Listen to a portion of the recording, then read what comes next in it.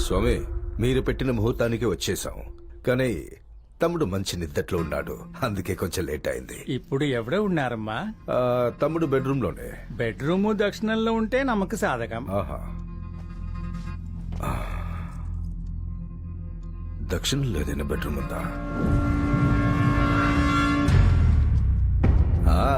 స్వామి, తమ్ముడిని దక్షిణ వైపు తీసుకొచ్చేసాం. ఆ రాజేషుకు మూలా నక్షత్రం, అదిలో కేతు 3వ స్థానంలో ఇరుకు, మనది రాకు 6వ స్థానంలో ఇరుకు. అందుకే లోహానికి సంబంధించిన ఆయుధం ఏది యూస్ పన్నవద్దమ్మా. లోహం కానిదా?